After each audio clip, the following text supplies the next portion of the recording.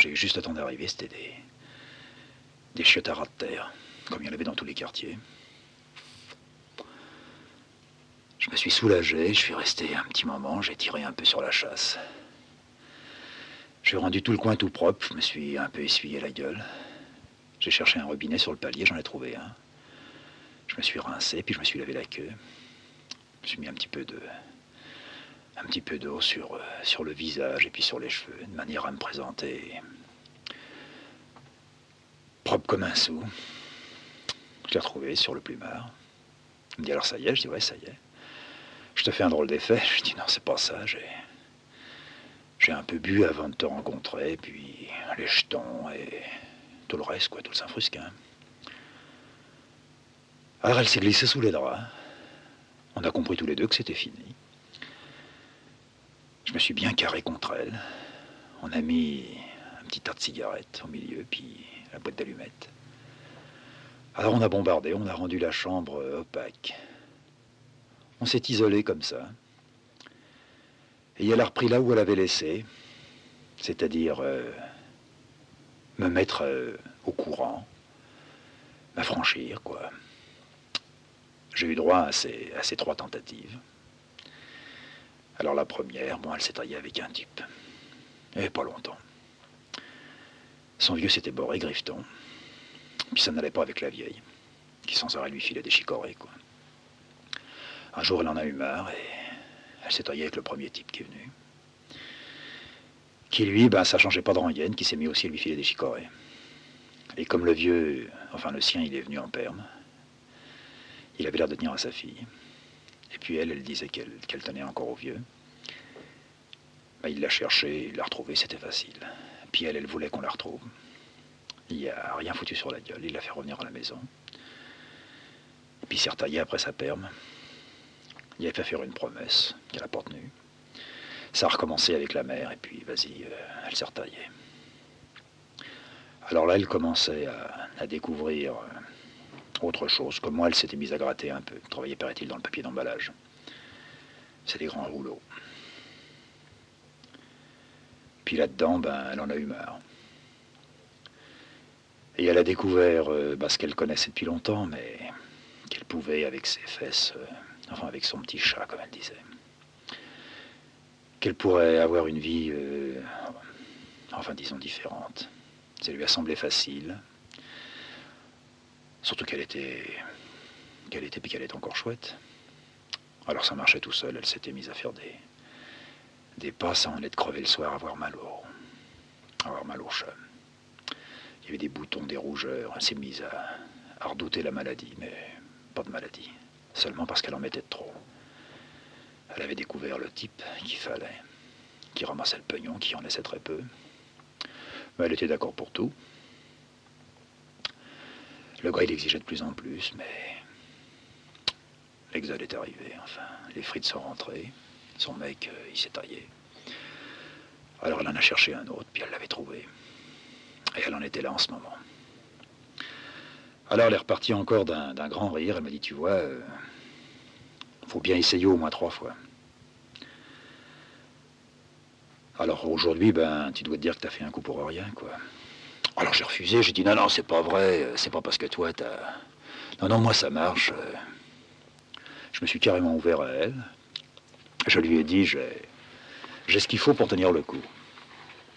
Alors elle m'a dit, on croit ça. Ah, je lui ai dit, c'est pas seulement on le croit. J'ai ce qu'il faut. Alors elle m'a dit, t'as du pèse? Je dis, ouais, j'ai un peu.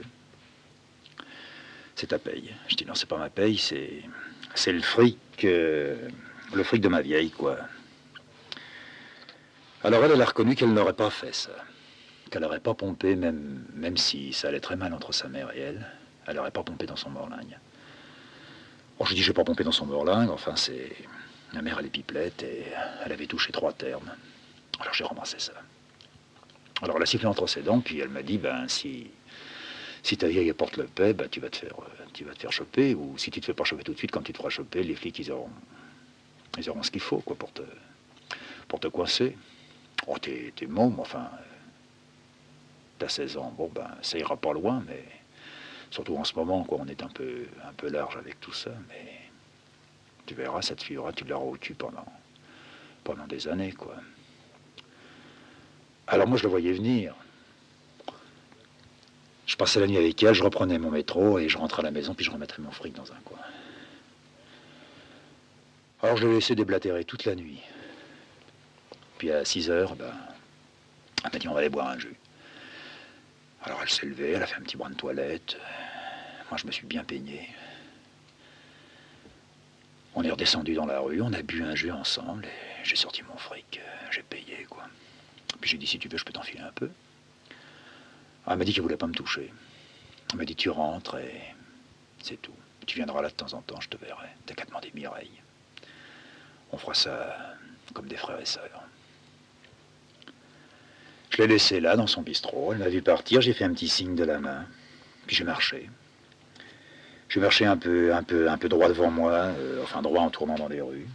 Je me suis retrouvé dans la rue de Rivoli. Cette rue de Rivoli, j'en avais entendu parler parce qu'il y avait une bonne femme, une locataire dans la maison, qui travaillait à la Samaritaine. Alors, de fil en aiguille, comme ça s'est embringué. Samaritaine, j'ai cherché la Samaritaine. J'ai pas cherché longtemps, c'est facile, rue de Rivoli. J'ai fait des grands magasins. Je suis rentré là-dedans.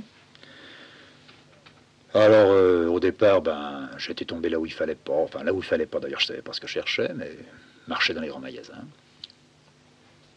J'ai trouvé, alors j'ai trouvé des boîtes, après j'ai trouvé le rayon du savon, des serviettes de toilette, après je suis passé dans un autre truc. Et j'ai fini par atterrir au rayon ou au bâtiment des vêtements, quoi. Alors là, c'était un véritable coup de folie. Vraiment une frénésie. Il y avait des frocs absolument partout, quoi. Chez moi, dans mon bled, c'était le marché, quoi. Il y avait quelques boutiques, mais on n'allait jamais se fournir là-dedans. Le seul à se fournir là-dedans, c'était l'oncle quand il était encore là.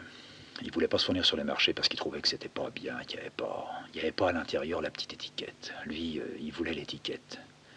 Alors, comme il payait jamais ce qu'il achetait, il avait des costards avec des tas d'étiquettes. Alors, il était content. Il y avait chez Marc, il y avait chez Paul, il y avait chez le Prince. Mais j'avais jamais autant vu de fringues de ma vie. Des kilomètres de frocs, de vestes. Et c'était un peu la mode. En tout cas, disons, sinon la mode, c'était la période des pantalons de mataf, des pattes d'éléphant. Et j'avais deux, trois gars, des demi-copains, parce qu'ils grattaient et que leur vieux leur laissait du pognon, ou bien parce qu'ils grattaient, puis en plus de ça, ils grattaient autre chose. Ils avaient des petites tenues qui m'avaient un peu tapé dans l'œil. Mais tapé dans l'œil comme ça, tout simplement. Je les avais pas imaginés sur mon cul, mais c'était préclu. Peut-être qu'un jour j'aurai moi aussi un fruit de ma taf, quoi. Avec des vestes assez courtes qui arrivaient à ras du cul, un peu au-dessus du cul, ce qui fait que ça montrait bien les miches. Et alors pour le pantalon de ma taf, il fallait qu'il soit ma taf jusqu'au bout, c'est-à-dire les fouilles, mais alors devant, rien derrière, quoi. Puis pour l'enskiner, tout ça, pof. On faisait tomber une sorte de tablier avec 4 boutons de chaque côté. Puis on sortait la queue. Alors je me suis mis à chercher dans mon magasin les frocs à pattes d'éléphant. Et j'ai fini par, en tournant là-dedans, attirer un vendeur qui s'est approché de moi et m'a dit « Bonjour monsieur, vous cherchez quelque chose ?» Enfin le type il me vous voyait, alors je dis « Ouais, je cherche, je voudrais un froc. » Alors rien de plus facile, regardez, alors il commence à me sortir sur les cintres des pantalons. Il me dit « Oui, je vois ce qu'il vous faut. » Bon alors une grande taille, il prend le tour de mon ventre. « Ah, vous êtes très mince, oui je vais trouver ça. Il y aura une petite retouche à faire dans le bas parce que je vais peut-être pas avoir la longueur exacte qu'il vous faut. » Enfin bon, il en remettait, quoi. Par il m'a sorti des tas de falzars qui me plaisaient pas du tout. Je lui dis non, c'est pas ce que je veux. Je vais vous expliquer, ce sont des pantalons qu'on trouve peut-être pas chez vous, mais vous savez, des pantalons qui sont larges en bas. Alors le type, il a piqué une drôle de grimace. Il me dit, oh oui, ça, ça c'est autre chose. C'est ce qu'on appelle le pantalon de marin. Alors je dis oui, enfin, le mataf, quoi. Il me dit, oui, oui, c'est ça, les pantalons. Les jeunes aiment bien porter ça. Ah oui, alors ça, c'est autre chose, c'est en drap. Eh ben, je dis, alors d'accord, c'est en drap. Alors on se taille et on arrive à un autre rayon. Alors là, c'était l'invasion, l'avalanche des pantalons Mataf. Tout bleu marine. Alors il m'en sort un, deux, moi j'avais même pas envie d'essayer. C'était tout à fait ce que je voulais. Il me dit, mais si, vous allez essayer, je vais vous en trouver un. Ah bien alors là, dans les grandeurs, là, oui, on trouve toutes les... C'est toujours très mince, parce que ce ne sont pas des gens gros qui portent ça. Je dis, ah oui, c'est possible. Et... Attendez. Alors il cherche, puis il me les posait comme ça, devant, sur le côté. Mais, ah oui, ça c'est bien. Vous aimez que ça soit sur la chaussure? Je dis, puis je voudrais que ça se casse sur la chaussure. Alors il me trouve, il me sort deux, trois pantalons, puis il me dit, allez, dans la cabine d'essayage. Alors dans la cabine d'essayage, bon, je me fous à poil, et puis j'enfile mon premier Freud, parfait. Bon, j'essaye les trois Freud, tous les trois, ça allait très bien. Enfin, je prends celui qui était le plus grand, qui traînait un peu par terre, je me mets de profil, très bien. Je vais pouvoir balayer un peu les rues. Pantalon qui se cassait bien sur le devant de ma pompe. Bon, je sors et je lui dis, ça va. Il me dit, c'est tout? Je lui dis, bah oui, c'est tout. Il ne voulait pas une veste qui va avec. Ah, je dis, une veste, oh, pourquoi pas, oui. Alors il me pose la question, il me dit, vous avez de quoi payer? Je dis, bah naturellement, j'ai de quoi payer. Alors je mets ma main dans ma poche, je lui sors mon tas de fric comme ça. Oh, mais oui, vous avez... Pourriez vous acheter même deux ou trois pantalons? Alors je dis, non, mais un seul fric, ça va pour aujourd'hui, une petite veste. Alors il me dit, la veste courte? Je dis, oui, la veste qui arrive à ras du truc, quoi. Alors il me trouve une veste. C'était des vestes, alors qui n'étaient pas du tout en drap, celle-là. C'était assez mince comme tissu, assez léger. Gris perle. Et il fallait, mais j'étais servi, il fallait qu'il y ait un petit trait dedans, un petit trait bleu marine ou noir. J'ai eu ça. La veste, je l'ai passée, très bien. Alors je décide sur le coup, quoi. Je lui dis, bah, écoutez, je vais passer le froc, et puis la veste, et puis on va faire du tas de bleu. On va faire un petit paquet. Sitôt dit, sitôt fait. J'ai mon petit paquet sous le bras. Je passe à la caisse. Bon, je me retrouve dehors. Je me sentais tout neuf. De temps en temps, je jetais un petit coup d'œil dans les vitrines. J'avais fière allure. Et je me suis dit, tiens, je vais retourner dans le coin. Je vais essayer de redégoter Mireille. On verra si elle me reconnaît. Alors je retrouve le coin, c'était d'ailleurs juste à côté. Et je cherche, pas de Mireille. À chercher toute la matinée comme ça. Avec mon paquet sous le bras, puis ma musette. J'ai décidé, allez hop, le paquet, je veux pas traîner ça. Je passe devant un égout, paf, je fous mon paquet là-dedans. Et je cherche. Vers midi, je rentre dans un bistrot. Un de ces petits bistrots qu'il y a là. Et je demande à la patronne, enfin à la femme qui servait. Je ne connaissais pas une fille qui s'appelle Mireille. Elle me dit, oui, Mireille, je connais. Elle était là tout à l'heure. Elle va revenir. C'est ici qu'elle passe quelquefois pour voir s'il y a quelqu'un. Vous n'avez qu'à attendre. Je me fous une table. Je commande un godet, puis... J'attends Mireille. Je n'ai pas attendu longtemps. Mireille est arrivée. Elle est rentrée dans le bistrot. Elle s'est tapé un petit verre. Puis la bonne femme lui a fait un coup d'œil en me montrant. Alors Mireille s'est retournée. Alors j'ai vu ses yeux, puis sa bouche qui s'agrandissait, comme ça. Je lisais sa surprise et j'étais tout fier. Alors je me suis levé et approché d'elle et... Alors Mireille, on arrose ça. Mais qu'est-ce que t'as fait? Ben je dis, bah tu vois. Oh, t'es magnifique. Ben je dis, je sais pas, enfin, je viens d'acheter ça maintenant. Oh, ça te va au poil. T'as tout à fait le genre que j'aime. Ben je dis, bon, bah alors. Voilà. Elle me dit, on arrose? Je lui dis, bon, on arrose. Non, on n'arrose pas. Enfin, on arrose en buvant un coup, quoi. Alors on s'est mis à une table et... On a blagoté. Dans l'après-midi, il a fallu qu'il retourne au truc. Alors je lui filais un quart, quoi. Je lui disais, bon, moi je reste là, je bouge pas. De temps en temps, j'irai faire un petit tour dans le coin. Et j'ai vu tous les mecs qui venaient la chercher, ou bien ceux qui raccrochaient. Elle avait effectivement un gros débit. Hein. À peine elle montait qu'elle était déjà là. Peut-être fait comme ça une quinzaine, peut-être une vingtaine de types. Et le soir, quand la nuit tombait, elle est revenue dans le bistrot. Elle m'a dit, il faudrait qu'on casse la croûte. Je dis, oui, j'ai encore un peu de fric avec moi. Mais je m'étais drôlement saigné. Hein. Alors on a bouffé, pas dans le même bistrot, on était dans un autre petit bistrot qu'elle connaissait. Puis on a bouffé là des petits sandwichs avec une salade, je me rappelle. Quand ça a été fini, elle m'a dit, bon alors maintenant il faudrait que je me retaille. Alors là, j'avais pas du tout prévu mon coup ni rien. Je lui ai dit, écoute, tu te tailles, mais si tu veux, je te propose quelque chose. Tu te tailles pas toute seule, on se taille tous les deux. Alors elle comprend pas et elle me dit, bon alors si tu veux, on passera la même nuit, qu'on va pas faire ça maintenant, on passera comme la nuit dernière. Je prendrai pas un client, quoi. Sur le coup d'11 heures, eh bien, je viendrai te rechercher. Je dis non, c'est pas ça que je peux te faire comprendre. Je pense qu'on pourrait tous les deux essayer de se débiner ensemble. Mais loin de Paris, alors, tu vois. Ça, c'était un peu mon projet, quoi. On fout le camp jusqu'à la gare du Nord. Alors elle se met à rigoler, quoi. Je dis, ouais, mais laisse-moi, tu riras si tu veux, mais laisse-moi aller jusqu'au bout.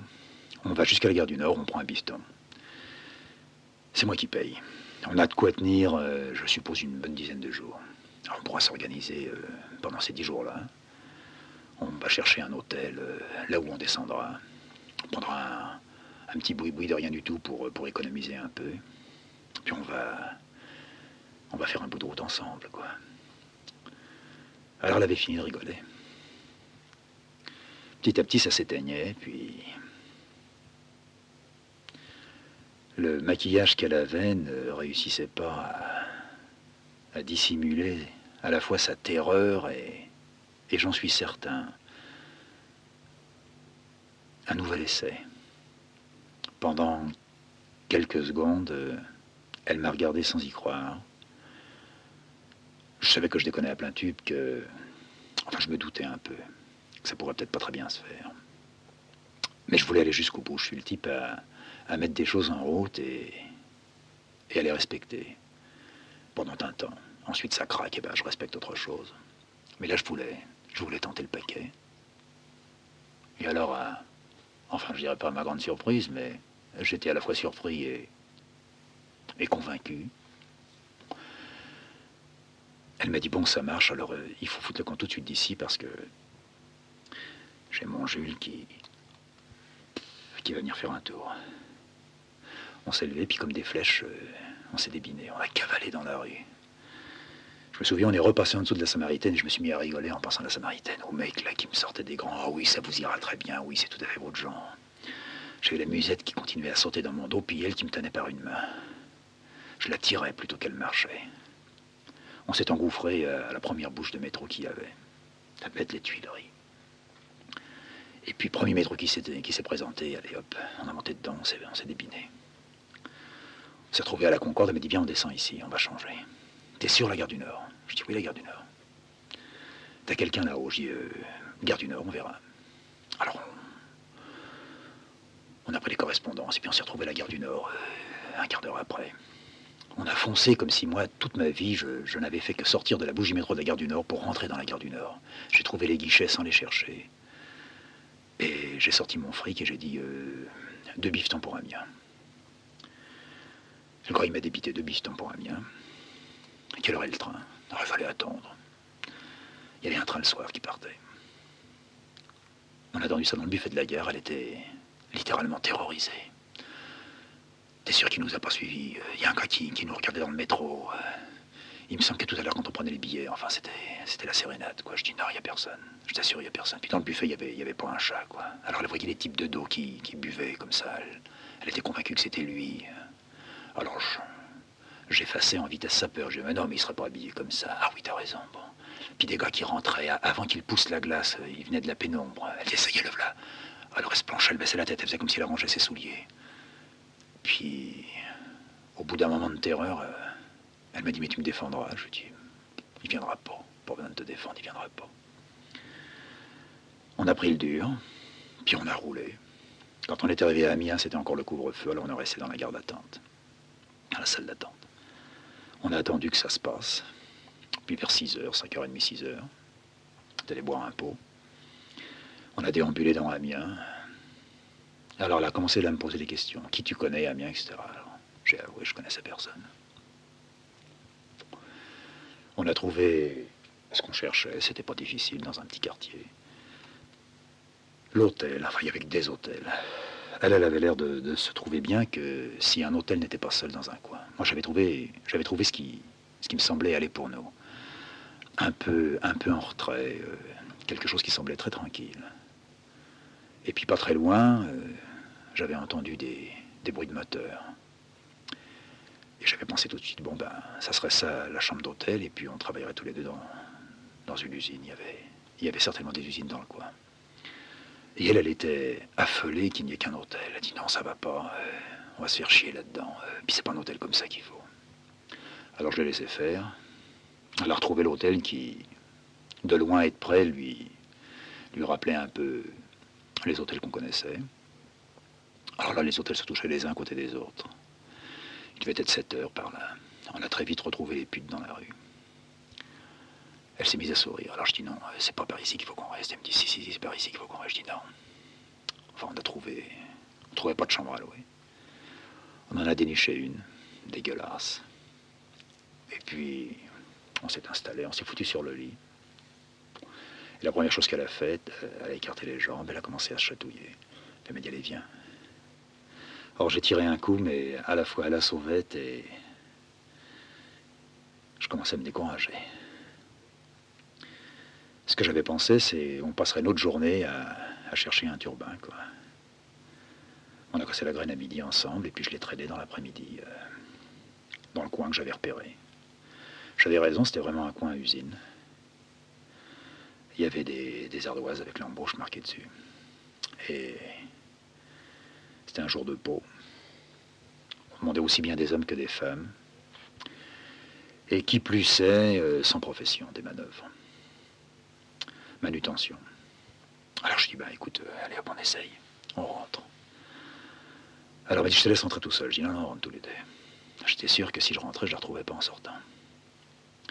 Je dis, viens, on rentre tous les deux. Oh, bon, elle a fait la gueule, et puis elle est rentrée. Oh, puis elle a commencé à me dire, oh, ça me ferait chier de recommencer là-dedans, et tout ça. Je dis, bah écoute, ça te ferait chier, mais il faut bien qu'on commence. Hein. C'est rien, on va s'y mettre en vitesse, quoi. Puis on va quitter le coin là-bas. Oh oui, quand tu vois ça à ta manière. Non, non, je t'assure, Fredo, faut pas faire ça. Allez, viens, on se taille. Et puis moi, j'étais rentré, j'avais tiré, enfin, moi, appuyé sur le bouton. Bon, le gardien nous a fait rentrer. C'est pour l'embauche, oui, bon, bureau ici. Alors, on arrive au bureau là, bon, vous venez pour les places, oui. Qu'est-ce que vous savez faire? Moi, je fais tout. Bon, bah alors ça va. Et elle, elle c'est ma femme, c'est pareil, elle fait tout. Vous avez des papiers? Oh, bah, je dis non, j'ai pas de papiers. Quel âge t'as? Alors moi, je dis j'ai 20 ans.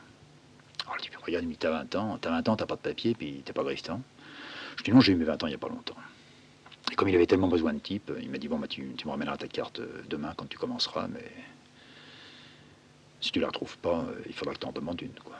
Je dis, bon, très bien. Puis pour elle, il me dit, bon, non, pour elle, c'est pas la peine. Alors le lendemain matin, on devait commencer à 7 heures.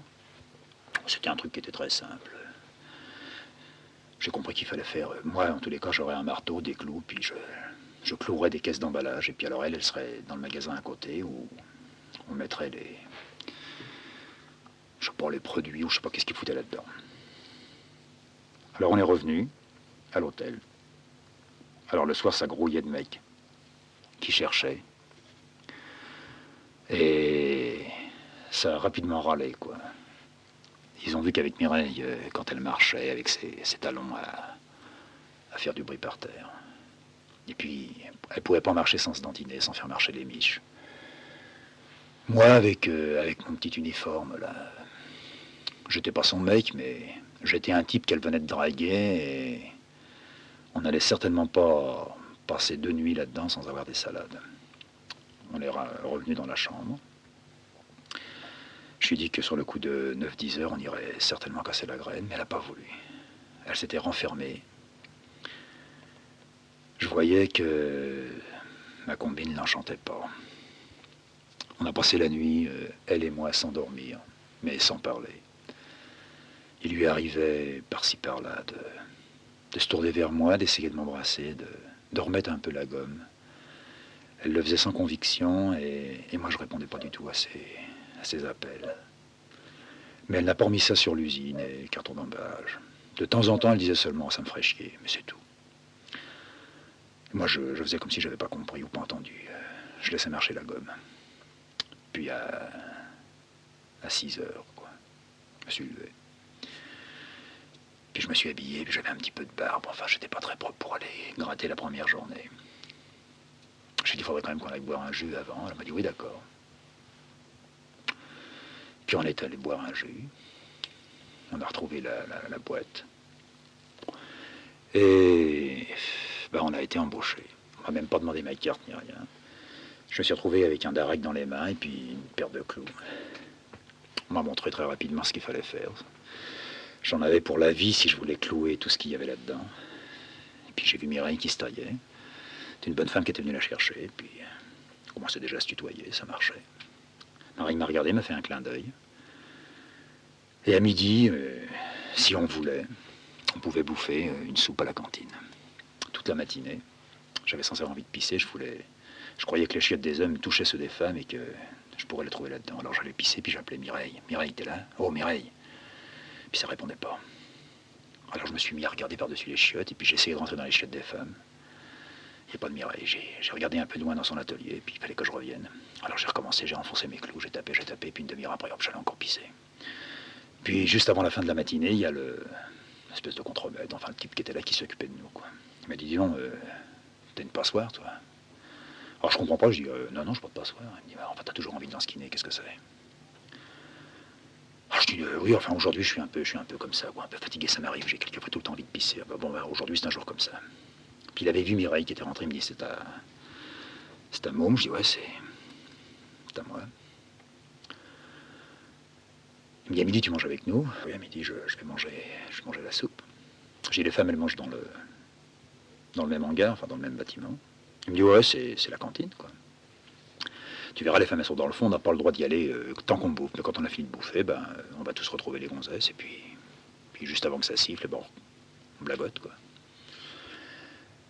À midi, ben, je suis allé bouffer, j'ai regardé dans le coin des bonnes femmes, et il n'y a pas de Mireille, quoi. Alors c'était plus fort que moi, j'arrivais pas à avaler ma soupe, je me levais sans arrêt. Alors j'étais pas loin du gars, qui m'avait parlé le matin. Puis il me dit, alors ça recommence, la passoire? Je lui dis, non, je cherche Mireille. Ouais, mais cherche pas maintenant, quand elle aura bouffé, mais on peut pas les voir d'ici. Je dis, mais si, je vois bien les femmes, ouais, mais tu peux pas les reconnaître. Puis tu sais, elles sont un peu dégueulasses, quoi. Parce que ce qu'elles emballent, t'as vu ce que c'était maintenant? Je dis, ouais, j'ai vu. Enfin. Puis on a eu fini tous de bouffer la soupe, les premiers bonhommes ont commencé à se tailler vers les femmes. Les femmes aussi se levaient, fumaient ou se pécotaient avec des types. Alors j'ai cherché Mireille, puis j'ai pas trouvé Mireille. Je suis revenu vers le chef, puis je lui ai dit, écoute, je crois que cet après-midi, je pourrais pas gratter. Mireille a dû se tailler, elle a été malade. Faut que je te laisse. Alors il m'a mis à la cool et il m'a dit, bah si tu tailles maintenant, bah c'est fini, quoi. D'abord ta paume et ta matinée, et puis tu pourras pas revenir. C'est pas le boulot qui court les rues, enfin il y en a, mais tu pourras pas revenir ici. Pourtant c'est la planque, quoi. L'hiver, tu verras, on est au chaud. Ah bah je peux pas. Je me taille. Bon, comme tu veux. Alors je me suis taillé, je suis revenu à la chambre. Puis la chambre était vide. Alors je suis redescendu, j'ai commencé à marcher un peu dans la rue, à droite à gauche. Ah, puis ça n'a pas été difficile pour la reconnaître. Elle était en train de baratiner un type. J'ai essayé de faire quelques pas. Elle a dû sentir que je reviendrais parce qu'elle guettait. Elle tournait la tête toujours à droite et à gauche tout en parlant avec le type. Je pense qu'elle m'a vu. À la fin de demi-tour, elle a pris le gant par la manche et elle s'est taillée. Elle s'est taillée vers notre hôtel. Puis elle est montée. Moi, j'ai attendu. Et puis un moment après, bah, le même gars, il est ressorti. Alors je suis remonté à mon tour. Puis à la chambre, ben, je suis rentré. J'ai vu Mireille qui était là, qui s'arrangeait. J'avais pas du tout envie ni de lui foutre une raclée, ni rien. J'ai seulement dit, alors c'est ça. Elle m'a dit, quoi c'est ça? Bah oui, c'est ça. J'ai dit, alors tu recommences. Ouais, je recommence. Je lui ai dit, tu voulais pas gratter? Elle me dit, oh, ouais, je voulais pas gratter. Alors je lui propose. Bah si tu veux, moi je gratterai. T'auras rien à foutre. Mais on va pas rester à l'hôtel. Alors pour toute réponse, elle m'a ri au nez, quoi. Elle m'a dit, non, t'es gentil. Et puis elle a ajouté, t'es très mignon. Alors très très mignon, ça m'est resté un peu en travers de la gueule et... Oh, j'ai dit, tu me fais chier si c'est ça. Elle m'a dit, oh oui, je sais bien, tu veux me foutre une raclée, bah vas-y. Non, il faut que je me trouve un type et je recommence ici. C'est mieux qu'à Paris, on est plus peinard, on dirait qu'il y a moins de types et il faut que je trouve quelqu'un. J'ai pas insisté, je suis revenu chez moi. Je suis revenu chez moi, pas à l'hôtel à Paris, ni resté à l'hôtel à Amiens. J'ai repris le dur, j'ai bouffé les derniers fafios que j'avais.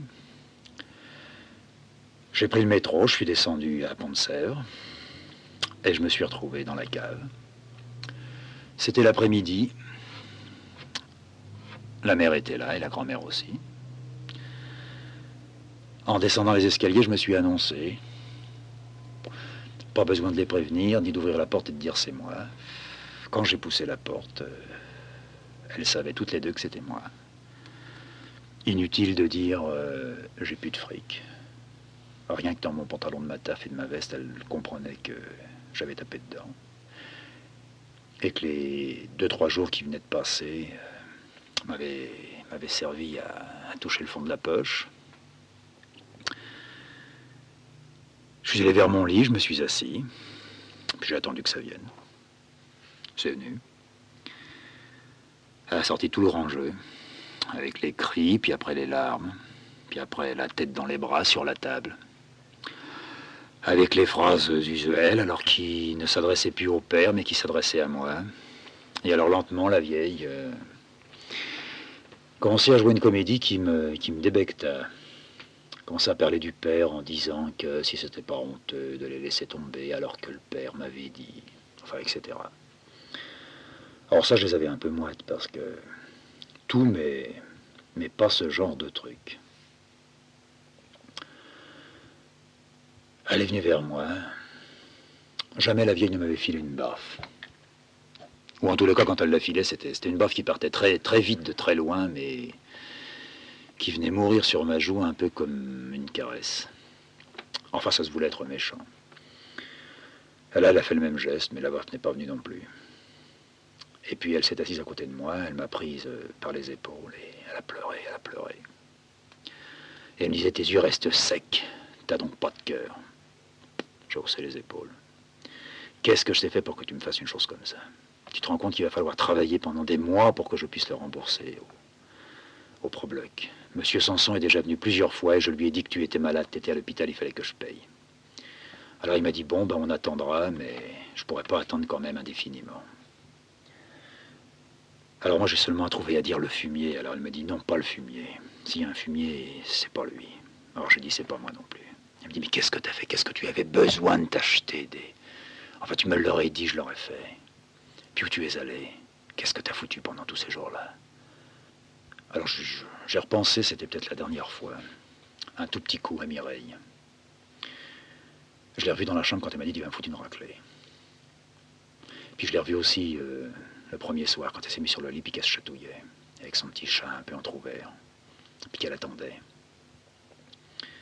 J'ai revu un peu le Châtelet, mais j'ai pas revu la Samaritaine ni le magasin où j'avais acheté mon falzar. J'ai revu le flic, l'espèce de poireau sur la place. J'avais presque envie de pleurer. Pas du tout de pleurer parce que je voyais que je faisais chier la vieille, mais une envie de pleurer comme ça m'arrivait jamais. Elle a senti qu'il se passait quelque chose.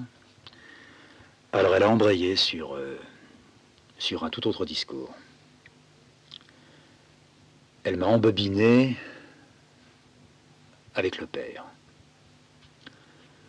Elle m'a dit, en me secouant, en secouant pratiquement toute la baraque. Et ton père. C'était rare quand elle m'appelait comme ça. Elle m'appelait le petit. Oui, Freddy, et ton père. Puis elle ajoute... alors là, elle ajoute dans un sanglot, elle explose. Ton père, c'est ton père. Or, j'ai fort bien compris ce qu'elle me disait en me disant que mon père, c'est mon père. Alors ça s'est retourné assez vite comme situation. Je me suis remis à gratter. Mais tous les soirs, quand je quittais mon boulot, Je me mettais à chercher le père. Alors après avoir fait les bistrots du coin, essayer de retrouver des copains qui grattaient avec lui chez Renault, à qui je posais comme question la dernière fois que tu as vu le père, c'est quand? J'ai fini par dégoter le gars qui l'avait vu la dernière fois. Le mec, il s'appelait Denisot. C'était un petit gros qui habitait vers la rue de Bignancourt. C'est un type qui m'avait donné son nom. Le vieux m'en avait jamais parlé, mais j'ai rapidement compris que c'était un copain au vieux, mais pas le genre du vieux. C'était le petit ouvrier, oh bah disons le petit ouvrier qui devient un peu bourgeois, quoi. Le gars sérieux, comme on dit, qui gratte, qui hésitera pas à faire des heures et qui donne son fric recta à sa femme, qui donne une bonne éducation à ses enfants s'il a des enfants, et qui vit dans un appartement. Ouais, alors je trouve le Denisot. J'arrive chez lui un soir. Pas la peine de lui faire un dessin, il a tout de suite compris, quoi. Avec ma tête, eh ben, je pouvais être que le fils de deux. Alors c'est ce qu'il m'a demandé, mais j'ai confirmé. Et je lui ai dit que je venais de rentrer maintenant et avec ma mère, ben, on avait mis en route des recherches et avant d'aller vraiment chez Renault, moi je voulais savoir quel était le dernier copain qui l'avait vu. Alors il m'a appris que le dernier copain c'était certainement lui, enfin la fameuse fois. Lentement j'ai su ce qui s'était passé. Alors on va écourter. Ils s'étaient borrés, bon. Ils avaient été bombardés comme tout le monde.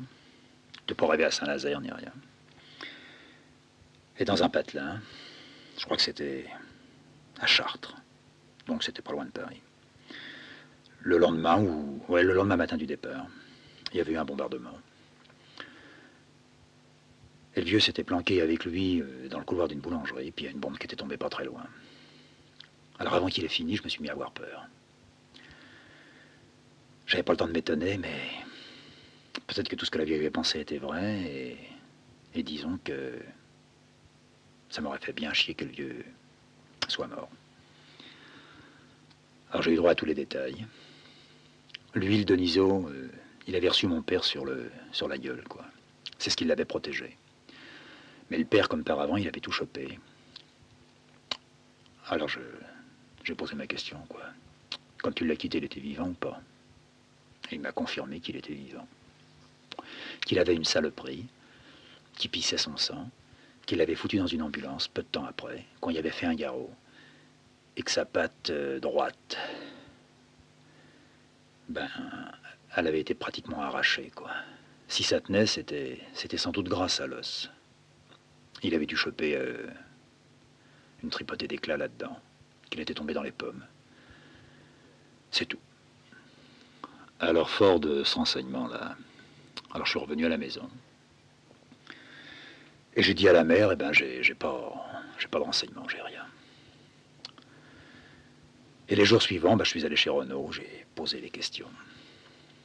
Et le seul qui le savait, c'était Denisot. Et comme le vieux n'était pas à l'appel, ben, il s'en était pas occupé. Il faisait partie de ceux qui étaient partis dans les nuages. Alors j'ai revu Denisot plusieurs fois. Et pendant ce temps-là, la mère, elle, dans son jus, elle me disait, tu me caches rien. Je dis, je te cache absolument rien, je sais pas. Mais je crois qu'il est vivant. Je lui dis, s'il lui est arrivé quelque chose, il a dû lui arriver quelque chose. Alors on savait qu'il y avait une ligne de démarcation. Je lui dis, s'il lui est arrivé quelque chose, il a été blessé, il est certainement de l'autre côté. Tous les gars avec qui il est parti, ben, à un moment donné, ils se sont séparés. Ils sont un peu perdus dans la nature. D'où je peux pas savoir davantage. Alors elle me dit, et Renault, je dis, qu'est-ce que tu veux qu'on aille foutre chez Renault? D'abord, je vais te l'avouer, j'y suis allé, les gars de chez Renault s'en branlent, quoi. Ah, t'as été chez Renault? Je dis, ouais, je suis allé chez Renault. J'ai posé les mêmes questions, et on m'a dit non, quand il reviendra, ben, on le reprendra, c'est tout. Alors les jours et les semaines ont passé. Alors je me suis fait raconter des dizaines de fois, par Denisot, dans le détail. Le détail très précis, l'os. Je lui disais, mais l'os, mais t'as regardé l'os. Tu l'as vu, l'os. Alors il me disait, oui, je crois que j'ai vu. Enfin, tu comprends, ça pissait, ça pissait. Il a commencé à gueuler, puis après, bah, il est parti.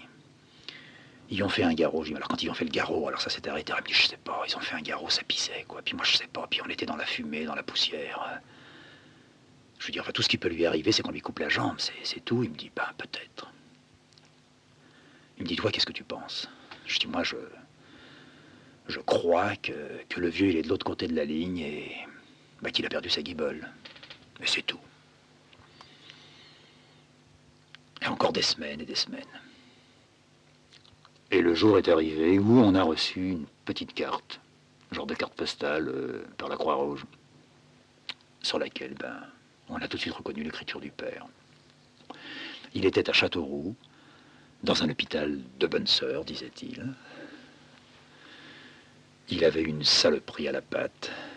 On avait plusieurs fois envisagé de la lui couper, mais que maintenant il croyait que c'était fini. La patte, il l'avait gardée, qu'il allait boiter toute sa vie, qu'on ne devait pas se faire de mouron pour lui, qu'il reviendrait un jour, qu'il ne nous oubliait pas. Et il ajoutait en bas pour terminer, j'espère que Freddy fait ce que j'ai dit. Alors la mère, ben, il a fallu qu'elle prenne un bain de pied. Ouais, j'ai fait chauffer la flotte sur la cuisinière. J'ai mis ça dans une grande bassine. Puis j'ai dit, faut que tu te trempes les pieds là-dedans. Elle avait la tête qui était devenue comme une betterave. Je me disais que d'un moment à l'autre, elle allait avoir une crise de sang, quoi. Qu'elle allait se mettre aussi, elle, à le perdre. À avoir ces fameuses hémoptysies. Elle ne pourrait pas résister à encore 10 minutes comme ça. Elle chialait même pas, elle contenait la secousse. Et elle a pris son bain de pied.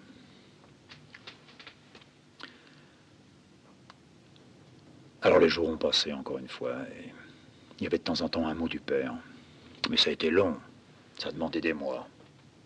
Il était de l'autre côté, et on savait que c'était de plus en plus difficile pour revenir de ce coin-là. Et puis ces cartes n'étaient pas toujours très, très claires. On reparlait à nouveau de recouper la barbaque. Quand un soir, le bistrot d'en face, chez Albert, il dégringole les escaliers. Puis il me dit, il y a un coup de fil pour toi. Alors jamais on téléphonait. Qui aurait pu nous téléphoner? Alors moi je le suis en croyant que il y avait quelqu'un au bout du fil. J'ai compris qu'il y avait quand même quelque chose de drôle. Alors je l'ai suivi lui. Puis arrivé dans la rue, il m'a dit, non, il n'y a personne au bout du fil. Non, mais il y a... Le coup de fil, il venait de chez Pilouface. Alors Pilouface, ça m'a remis en tête des tas de bordel, quoi. J'ai dit qui c'était. Et bien, il me dit, je peux pas te dire, je sais pas. C'était un gars qui parlait. Ça devait être le patron. Il a dit, il faudrait prévenir deux qui viennent tout de suite à Pilouface. Tout de suite. Puis il a raccroché. Alors vas-y. Je suis revenu à la maison, puis j'ai dit à la vieille, il faut que je sorte.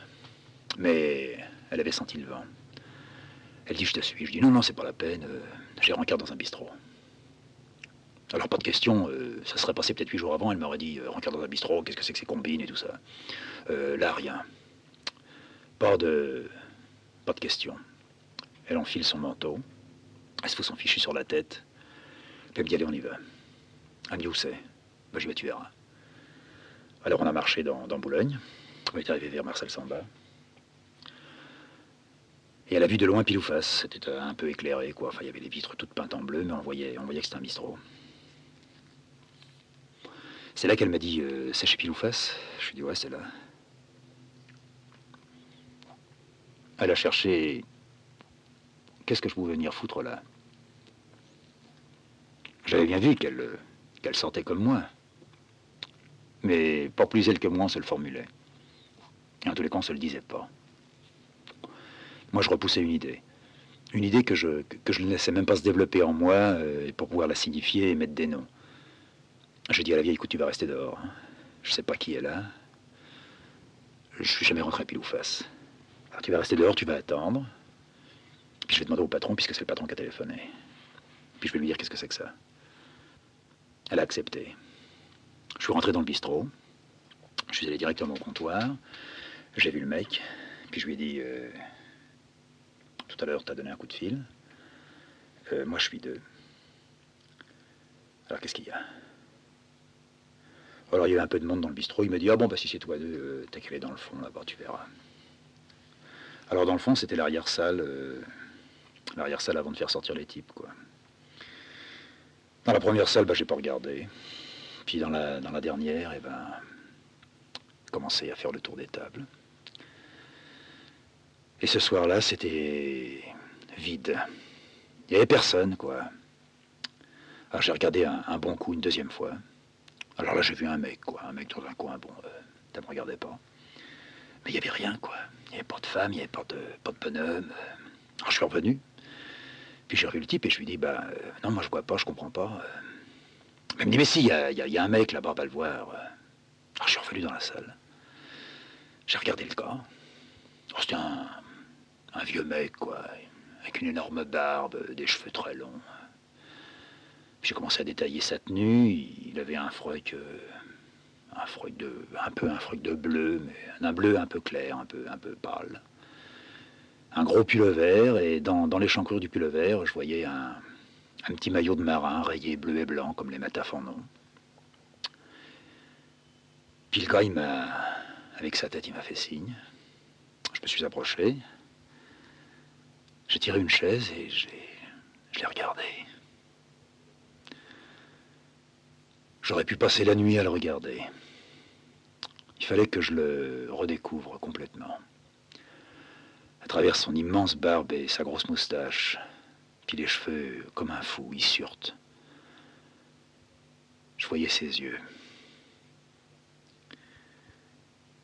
J'arrivais pas à trouver la vitesse qui convenait. Lui devait être en première et puis moi je devais être en troisième.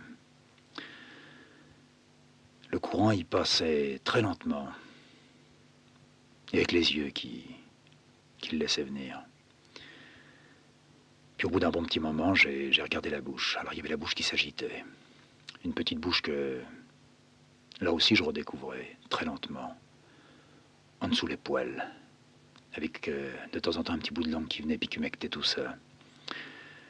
Puis alors une poigne qui s'est levée, puis qui a fait le geste d'un gars qui s'essuie après avoir bu un coup. Et sur la poigne qui s'est levée, j'ai vu le trèfle à 4 feuilles. Le vieux, il avait un trèfle, tatoué, qui était bleu. Alors je le sentais venir. J'avais commencé à mettre mes pattes là-dedans. Alors j'ai passé une main, j'ai pas pu arriver à l'embrasser. Alors je dis, alors t'es là. Alors il n'arrivait pas à parler. Alors je dis, alors ça y est, t'es là. Puis moi je m'en sortais pas. T'es là, t'es là. Et puis j'avais des frissons. Puis je me suis rassis, puis je me suis relevé. J'avais complètement oublié qu'il y avait qui était dehors. Je dis, là, on va rentrer à la maison. Ah, il fait signe oui avec la tête. Je lui dis, t'as bouffé, t'as soif? Ouais, non, il n'a pas soif. Il n'avait pas soif, il n'est pas faim. Il était maigre. Je lui dis, t'as tes 2 guiboles? Il me dit, ouais, j'ai mes 2 guiboles. Bah, je dis, alors ça va? Ouais, ça va, ça va. Alors je t'ai retrouvé. Oh, ben je dis, mais on devait se retrouver. Il me dit, à la mer. Ben je dis, la mer. Ben la mer, elle est là. Je lui dis, bon Dieu, c'est vrai. La mer, elle fait le pas de grue devant la porte. Elle me dit, t'aurais pas dû l'amener. Je lui dis, ben j'aurais pas dû l'amener. Elle est comme moi, elle a senti, quoi. Oh, il me dit, oui, mais elle va faire une véritable sarabande. Je dis, mais non, penses-tu, ça c'est fini. Je lui dis, attends, je vais la chercher. J'ai retrouvé la mer dehors, qui commençait à chialer. Oh, j'y suis pas allé pas 34 chemins. J'ai dit, écoute, Le coup de téléphone, c'était pour nous dire que le... Alors elle m'a pris. Puis elle m'a dit, il est là. Je lui dis, oui, il est là. Vieux con. Il est là, puis il a même ses deux guiboles. C'est pas vrai qu'elle disait, c'est pas vrai. Puis elle me secouait, puis elle me secouait, puis elle me secouait. Je dis, bah si, c'est vrai. Il est là, quoi, allez. Ah, faut pas que tu chiales, hein. Faut pas le secouer. Il a l'air d'en avoir pris un sacré coup, hein. Je dis, mais tu le reconnaîtras pas, alors je te mets un peu au courant, hein. Je veux le voir, je veux le voir, je veux le voir. Enfin, c'est pas pressé maintenant, il est là, ça y est. Je lui dis, il a une grande barbe, des grandes moustaches, des grands cheveux, puis tout maigre. Mais il a ses deux guiboles. Oh, il me dit vite, vite, Alfred, Alfred. Je dis, bah oui, bah Alfred, tu vas le voir, allez, melot, quoi. Ah, on rentre dans le troquet, elle pousse la porte, elle manque de tout casser, elle traverse la salle comme une flèche. Puis elle arrive dans le fond, elle la connaissait. Bon, je l'avais prévenue, mais je crois qu'elle l'aurait reconnue, elle, avec des milliers de barbus autour. Alors elle vient, puis, bon, bah la grande scène, quoi. Alfred, elle disait que ça. Et il tirait sur le bouc. Elle chialait, elle rigolait. Ah, c'est pas vrai, c'est pas possible. Oh, t'es là, bon, montre-moi tes guiboles. Alors le vieux, il tourne un petit peu, puis en même temps qu'il se tourne, ben, il tombe dans les pommes, quoi. Alors la vieille, il dit, oh, bah, c'est de ma faute. Oh, bah non, c'est normal, c'est le choc que ça lui fait. Moi aussi, je suis pas bien. Je voudrais boire un coup. Bon, alors on boit tous un coup. Le vieux, il revient un peu à lui. Puis alors, il y a le problème, comment le ramener à la maison, ça faisait 500 mètres, 600 mètres. Alors je dis au vieux, bah, comment tu peux faire? Moi, je peux pas te porter. Je vais pas pouvoir te prendre dans mes bras, puis je vais te faire mal. Alors il y a le patron qui s'était rappliqué, quoi. Quand il avait versé les godets, il était resté là. Puis alors il me dit, il est drôlement moché. Bah, je dis, bah oui, c'est la patte, quoi. Il dit, enfin, il est drôlement maigre aussi. Je dis, il a bu un coup, puis il est pas bien. Puis on n'habite pas ici, on est au pont de Saint-Cloud, nous. Oh, il me dit, merde, dis donc, ça fait au moins 500 mètres, 600 mètres, tu pourras pas les faire. Je dis, mais comment il est arrivé ici? Il me dit, je sais pas. Alors je dis, mais comment t'es venu? Alors il me dit, bah, je suis venu dans une voiture et on m'a laissé là. Mais je dis, mais enfin, il fallait venir jusqu'à la maison. Alors non. Non, il voulait pas venir à la maison, arriver à la porte et puis nous faire une sale surprise. Alors il a voulu avant se foutre dans un bistrot et puis que moi je vienne, que je le découvre, quoi. Alors je dis, bah maintenant, il y a qu'il faut venir jusqu'à la maison, vieux. Alors il y a le patron qui dit, bon, bah attendez, moi j'ai une combine, je vais faire ça. Alors on laisse faire le gars, puis 5 minutes après, il revient, puis il dit, bah ça y est, j'ai la combine, ça marche, ils sont là, venez. Alors je dis, mais qui ça, il? Il me dit, ben, j'ai téléphoné aux flics, quoi, puis j'ai dit, il y a un gars, un grifton qui revient, qui est malade, il y a son fils et puis sa femme qui sont là, il faudra le ramener chez lui. Alors le vieux qui semblait ne plus avoir de sang dans les veines, d'un seul coup, le voilà qui dit, je veux pas rentrer chez moi dans une voiture de flics. Alors je dis, écoute, c'est pas le moment de rigoler, les flics, tu t'en fous, tu rentres, il dit, non, j'entre pas, j'ai mieux traîner la patte, j'arriverai sur le ventre, mais pas chez les flics. Oh, je dis, écoute, allez, viens.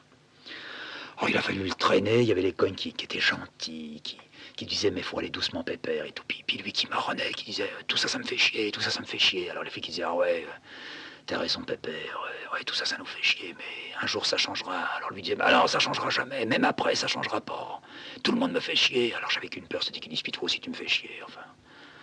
Ils l'ont foutu dans la bagnole, c'était le panier à salade. Puis il est revenu comme ça à la baraque. Et il a retrouvé une petite vie toute tranquille, toute douce. Et puis moi j'ai trouvé à ce moment-là un petit mouvement, quoi. Un petit mouvement grâce à sa plaie. Parce qu'il avait décidé, quand il avait quitté le store, il avait décidé qu'il voulait plus se laisser soigner, quoi. Ça lui faisait trop mal. Et il m'a dit, je vais te montrer comment c'est. Alors le matin, il m'a montré sa guibole. Il y avait des bandages, bon, tout ça c'était collé. Puis j'ai regardé. C'était plus que pas beau. Il y avait la plaie qui était encore toute ouverte. Puis ça résinait tout doucement avec des tas de saloperies là-dessus. Et alors il m'a mis au courant. Il m'a dit, voilà ce qu'il faudra acheter. T'iras chez le pharmacien. Puis alors l'alcool, le coton, la teinture d'iode. Comment je devais faire des pansements et que je devais pas surtout faire attention à lui quand il commençait à gueuler. Parce que c'était difficile à tenir. Et pendant des semaines, des mois, de temps en temps, on faisait venir le toubib à la maison, qui enlevait une petite saleté qui était encore dedans. J'ai soigné le père.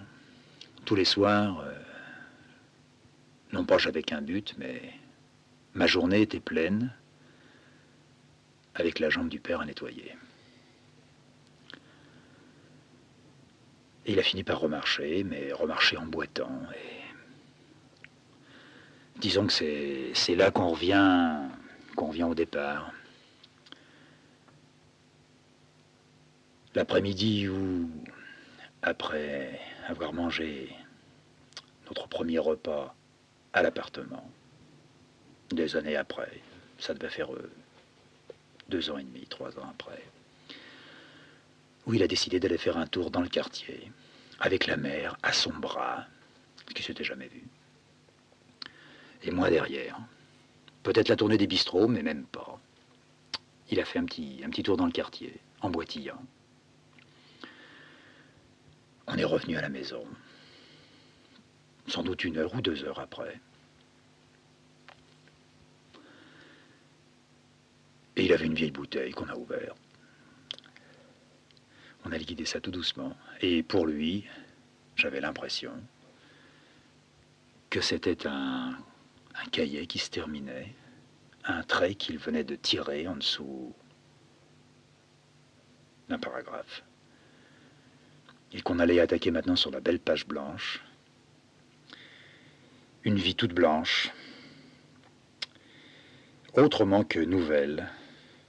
Une vie qu'on allait, à sa manière, dans son petit crâne de bonhomme imbibé, avec tout ce qu'il pouvait y avoir de faux là-dessus, qu'on allait embrayer sur un petit désert, qu'on meublerait nous-mêmes.